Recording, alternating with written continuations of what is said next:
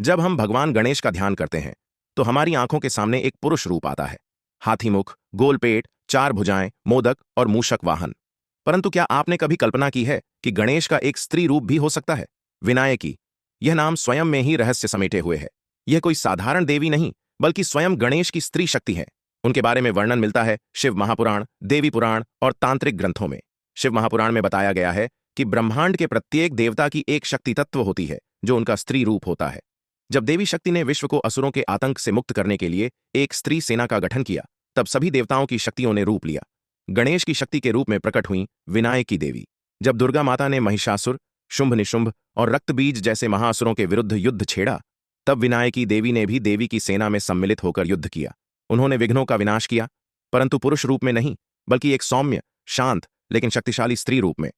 विनायकी का स्वरूप हाथीमुख वाली स्त्री देवी, 4 या 8 भुजाएं, हाथों में पाश, अंकुश, मोदक और वरमुद्रा, लाल वस्त्र, स्वर्णाभूषणों से सजी वाहन, मूषक या कमलासन भाव, ममता, शक्ति और करुणा का संगम। तांत्रिक परंपरा और योगिनी मार्ग में स्थान 64 योगिनियों में विनायकी को प्रमुख स्थान प्राप्त है।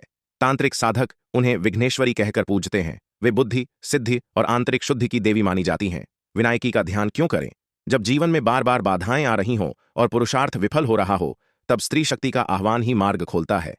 मानसिक और आध्यात्मिक विघ्नों को हटाने के लिए, स्त्री ऊर्जा को जागृत करने के लिए, योगिनी साधना में सिद्धि के लिए विनायकी देवी यह दर्शाती हैं कि ब्रह्मांड में शक्ति केवल बाह्य या पुरुष रूप में नहीं होती। ईश्वर की सबसे बड़ी शक्ति मां के रूप में ही प्रकट होती है। ममत्व भी, युद्ध भी और मुक्ति भी।